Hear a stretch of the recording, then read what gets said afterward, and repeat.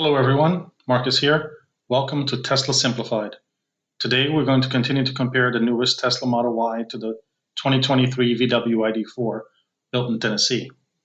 This is part 4 of this series, so please make sure to click the like and subscribe buttons below to help the channel and to make sure you don't miss future videos. My goal is to inform, and it doesn't matter which of these cars you decide to buy. Everyone's different and have different needs, wants, likes, and dislikes. With that being said, I'd like to talk about the price one more time, because I talked about it in the first video, but I got a message from someone saying that since the ID.4 is $20,000 less than the Model Y, it doesn't make any sense to buy a Model Y. I agree that it doesn't make sense for some people, but obviously you get what you pay for. So the Model Y has more features, has longer range, has faster charging, has a lot of things that some people would like to have. Obviously, if you don't have the cash or you don't want to spend the cash, I absolutely understand and agree. Especially if you don't use your car very much for long trips or things like that, then it absolutely makes sense. If you are retired and all you do is trips to the supermarket and to see the grandkids who live nearby, then that makes total sense. But if you drive a lot and you drive long distances, you might want to spend more money on a better car if you spend a lot of time in the car. And you have the means to.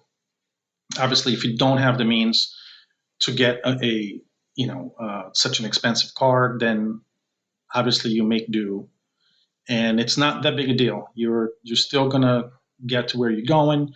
You're still gonna be fine. You're still gonna be much better than driving a gas car. So I agree in a way. But that is the purpose of these videos, to inform you what you are getting and what you're not getting when you get an ID.4 versus the Tesla Model Y. So with that being said, let's get into it. Let's talk about interiors. So in the Model Y, there's an option of five seats or 7-seat configuration. In the 7-seat, the 2 back seats are for either small adults or children. A 6 foot, even 5'11", 5'10", in the back seat, it'll be uncomfortable. So anybody who's like 5'6" perhaps, or 5'7" and lower will probably be okay in the back. The one problem that I have with the 2 back seats, the two extra seat in the back, I should say, to make up the 7-seater, is that the 2 middle seats, the second row, it's a bit higher than the 3rd row. So when you sit there, you can't really see the front very well. I'm 6 feet tall. So someone who's, like I said, 5'7" or lower will not see the front, and they're just going to see the back of the seat. So I wouldn't suggest it for long trips, even for people who are 5'7" or less. And that is a $3,000 option. So you're obviously you'll make the decision on that's good or not. So going back to the seats, so the Tesla 2 front seats has memory position and faux leather. The memory position is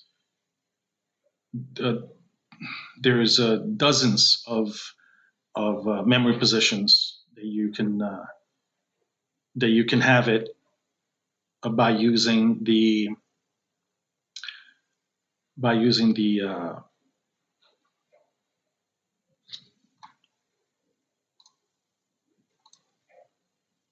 profile. So the ID4 has only 5 seats. There is no 7-seat option. The 2 seats in the front for this trim are power adjust, just like the two Tesla, the two in the Tesla. There's 2 position memories. It's not dozens like the Tesla, and they're both heated with lumbar massage. So the Tesla does not have a massager. It's also faux leather. And another difference is that the 3 back seats do not have heating. The 2 front seats on the ID4 do have heating. The back 3 seats, they do not. In the Tesla, the 2 fronts, all 5 seats have back heating. Have seats, have heat in the seats. The display. So if you never had one of these in your car before, you will not be distracted or overwhelmed. Some people think that you have this large 15-inch display in the Model Y, and it's too much. Especially older people think that this is distracting. But as you know, these days, a lot of cars comes with 10, 12-inch screens, and the Tesla is a little bit bigger at 15, but it's absolutely fine. You just need a little time to adjust. You'll be fine within one day. So the Tesla is 15-inch, and the ID4 is 12-inch for the main screen, and it has a small 5-inch on the dash, as you probably already know. The in-car navigation. Tesla's navigation is very good, but new drivers to the Tesla ecosystem will need to adjust if coming from Google Maps or Apple CarPlay and all that stuff, Apple Maps and stuff. It's just laid out a little different. But I think it uses Google Maps as the basis. So the Model Y comes with that, with no extra cost, and the ID4 is free for the first 3 years. After that, I'm not sure how much they're going to charge for having this navigation in the car. But this may be fine for some people because a lot of people don't use the navigation in the ID4 because it isn't very good today. The Tesla, on the other hand, you almost have to use it especially if you're going for long trips, because it tells the car that you're going to a supercharger, and it heats the battery before you get to the supercharger, so you can charge faster.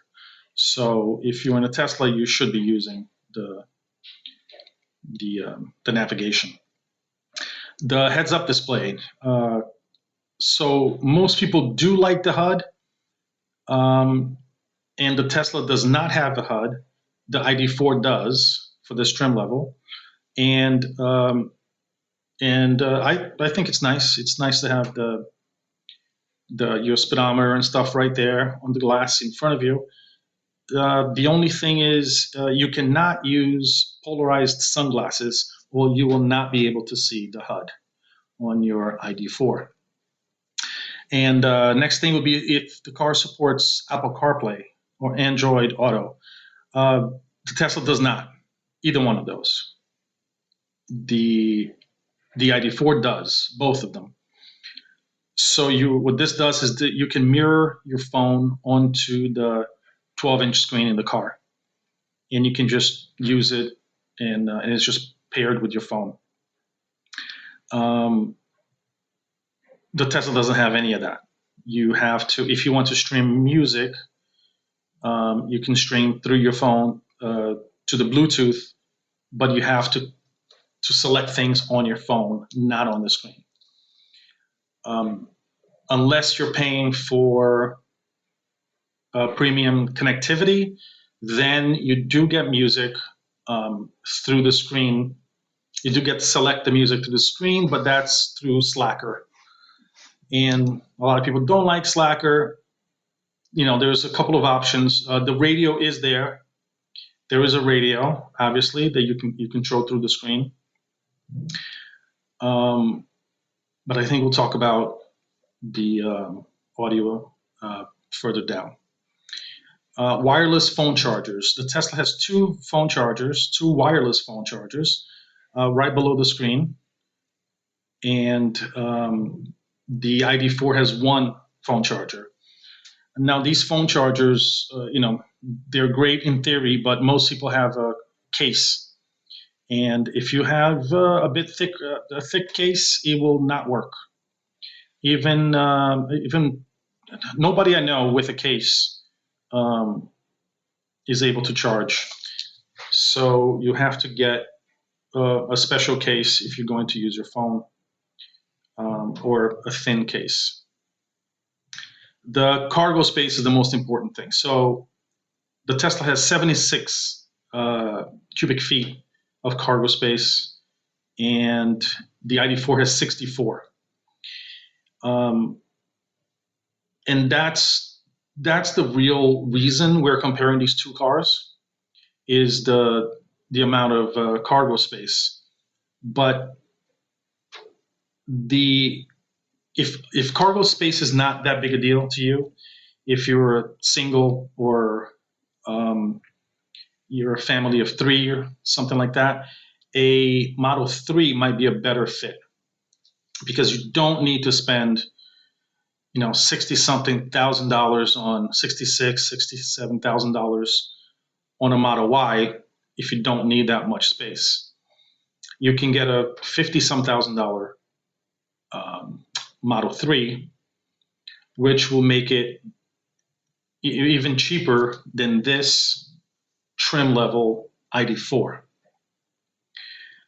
And if you do need a little bit of space, but you don't want to spend much more than $50,000, then you can still get the Model 3 and add a roof rack for $500-600. So, but even though these, I didn't really want to compare these two cars because of the price range, but this is what everybody's talking about, so I figured I'd make a video about it.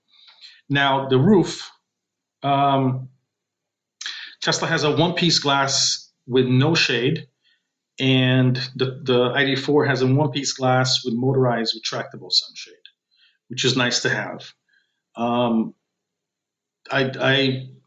In the summer, I didn't really see, it wasn't a problem because of the coating on the glass. It doesn't get hot, so I didn't really need the shade. This is for the Model Y. For the ID.4, it doesn't have a special coating on the glass, so you do need the shade.